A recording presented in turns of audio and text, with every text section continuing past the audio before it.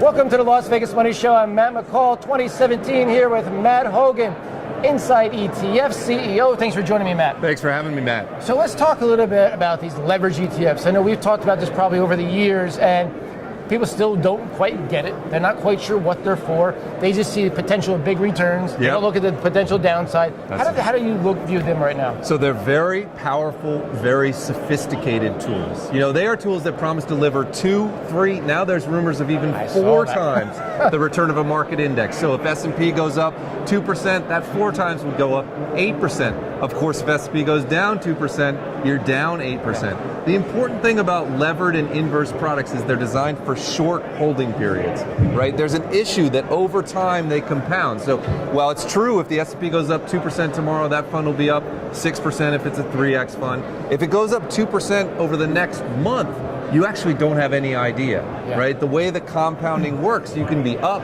down, sideways. So if you're going to use these products, read up about them and only hold them for very short periods of time. Are you actually short volatility when you hold them long term? That's exactly right. You're short volatility. In volatile markets, those funds tend to underperform. Conversely, in trending markets, they tend to actually amplify your returns. But you can get really messed up. I mean, you know, you just think of 2 days. You think of an ETF at 100 and an index at 100. Day one, the index goes up 10%, it's at 110. The ETF, it's 2X, goes up 20%, it's at 120. Day two, the index falls 10%, it goes to 99. Well, 20% of 120 is 24, you go to 96. You would have thought you'd be up 2%. In fact, you're down 4%. That's the issue, right? Wow. It compounds over time. So volatility is not your friends in their product. Great products, they do what they say, but be very careful, wear your gloves. So a lot of brokerage firms aren't even allowing, like a lot of retail investors. Do you believe that's the right way to do it for them to police us, or should we have the ability as retail investors to do what we want? Well, I'm more on the libertarian side, so I would say you should be able to access them. However, I think there should be warnings. Like when you go click buy, I think it should say, you know that this will deliver the return over one day, it won't deliver it over multiple days. Click OK, and then have at it. So as long as the brokerages put it upon themselves to warn people, then have at it. But just letting people buy it unfettered, I think, raises some concerns. That's a great point. I have the same way. A libertarian view, if you want to make that decision, it's money you've worked hard for, you should be able to do what you'd like with it, as long as they're knowledgeable of it. Right. So before I wrap here, I asked Dave about this too, the niche ETFs. I personally love them because it gives me exposure to areas that I really like. Last year we had the rare earth metals. Lithium's our big holding now. Where the rare earth metals, I don't think any of them trade here on the U.S. exchange. Maybe 1 or 2 ADRs that don't trade.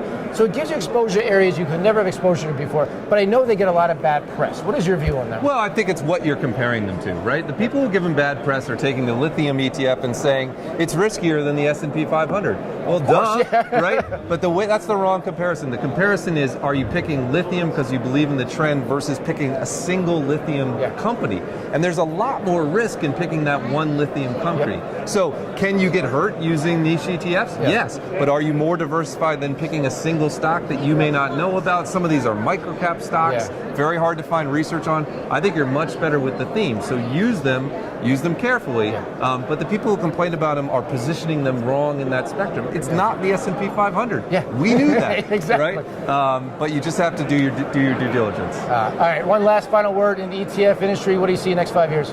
Massive growth. That's what I see in the next 5 years. Look, this is the fastest growing period in ETFs in history. People think we've come a long way, but we're just at the hockey stick point. You see massive adoption by institutions, advisors continue to crush it, and huge retail use. For most investors, they have better insights into sectors, countries, trends, and themes than they do into individual companies.